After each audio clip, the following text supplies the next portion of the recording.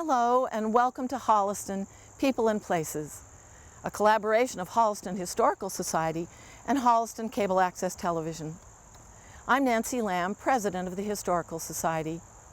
We're introducing this series of short programs to inform and entertain you about our town's history, starting from before there was a Holliston, through the early settlers, their descendants still living in Holliston, and those who were and are from away.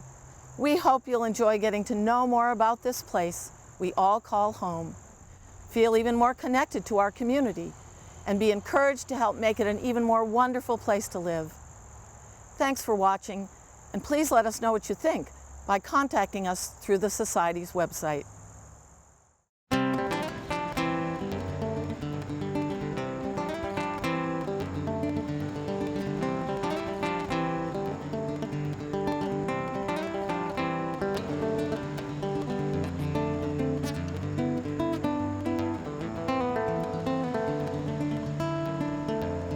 Hi, I'm Joanne Hulbert, Holliston's town historian. In these times of self-distancing and quarantine with the COVID virus, this seems like a really good time for us to get to know what is in Holliston, what you can see just from your own front yard. Today, we are in Wenakeening Woods, which is one of Holliston's great conservation areas. Great pathways, great way to go walking, hiking, even biking. But this area here also holds a lot of keys to Holliston's past. What was Holliston before there was Holliston? What was here? Was this desert, deserted, without people? Not by a long shot. This place was a vibrant, activity-laden area of Native Americans who crossed these pathways as they went from east to west. This area that we're standing on right now is known as Poud Lane. This was part of the old Mendon pathways that went from the eastern part of Massachusetts out to areas at Upton, Mendon, and Grafton. And there were a network of pathways that crossed this entire area. This Poud Lane was a stretch of that pathway that ran from about South Natick down through Sherburne, through Holliston, and connected up with the old Mendon path as it meandered its way westward.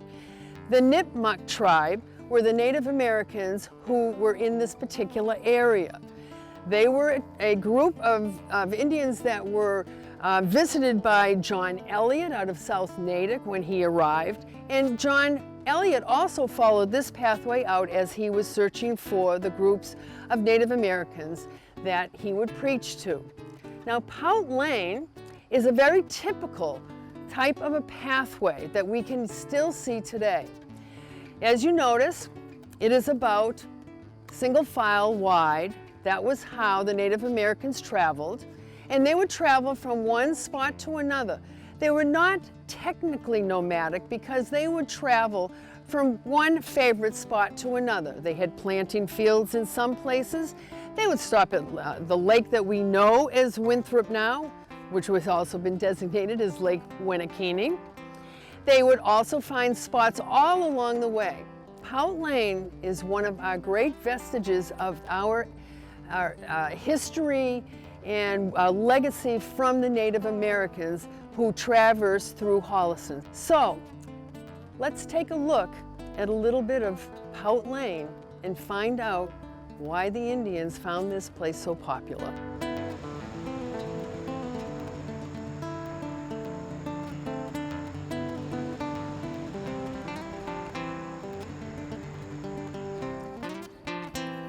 So here along Poud Lane, we can still see, even though it is centuries after the use of the pathway, we can see evidence of the feet that made it what it is. Now, they always walked single file. They would carry all of their possessions with them on their backs, or they would drag them along. Therefore, we don't see wide cart paths. That came later, of course, in the 18th century when people started to really settle in Holliston much more.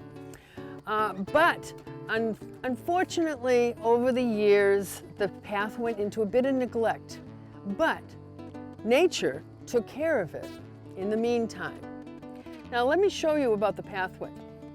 First of all, you first notice that there are a lot of stones in the floor of the pathway. There was never a shortage of those, as stone walls and other evidence shows, and they were very well aware of that. Now the thing is about this pathway is that it is a well beaten down pathway, and it has stayed that way actually for centuries. Many feet that will walk on soil will batten it down and cause no growth on that area.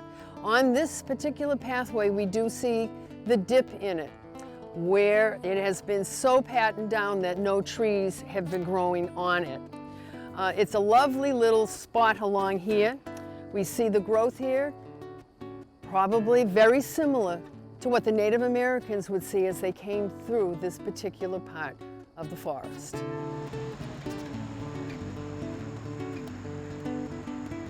This is very typical of the pathway. You'll see it all along the way, where you will have a dip down on the sides, a well-worn path in the middle, the stones that are showing through the pathway.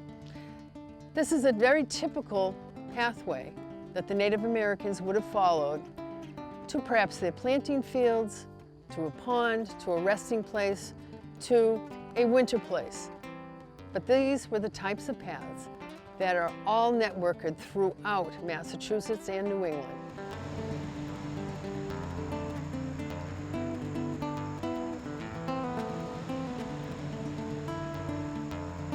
Here we are along the rail trail near Wenakeening Woods. Now there are sights and scenes to be seen along here. You may have walked by them and not even realized. Back at the time of the Revolutionary War, between 1776 and 1783, several men from Holliston volunteered for the militia. One of them was Simeon Cutler. Now Simeon had been in Boston and Cambridge, waiting around for the British, I'm sure. But there was a quiet weekend, and he decided he would come home to see how the family was doing while he had been away.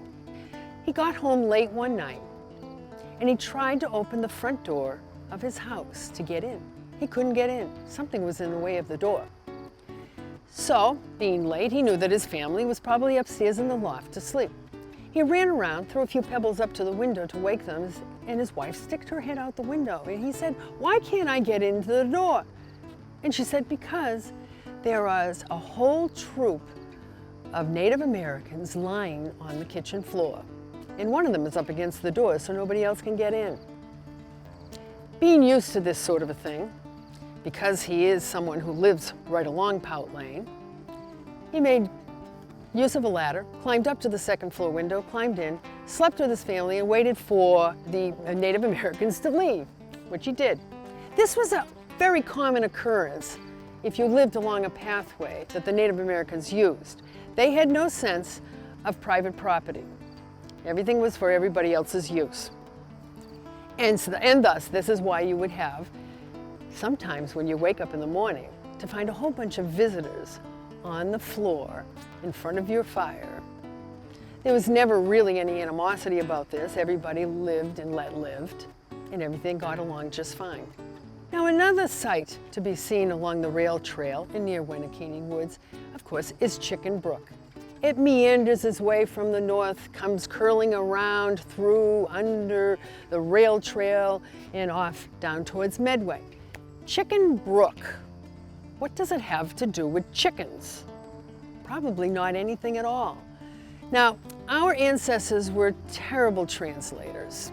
They would hear a Native American word for something, and they would, at their best possible way, try to turn it into something that sounded more familiar to them. And this is probably how we ended up with Chicken Brook. Now, Chicken Brook, of course, lies between the Cutler House and Poud Lane. Now, when the Native Americans came along, they had to get across Chicken Brook somehow to get over to the house. Now, they're very practical about this. They would lay down stones and build a passageway across a shallow part of the water in order to get to the other side. They probably did this dozens of times across the pathways that they made between what we know as South Natick all the way out to Grafton. And they would have to cross many waterways along the way. So Chicken Brook probably came from a word like chi, chi-si, something along that line, which means rushing water. But that was a little too difficult for our ancestors to translate, so we ended up with Chicken Brook.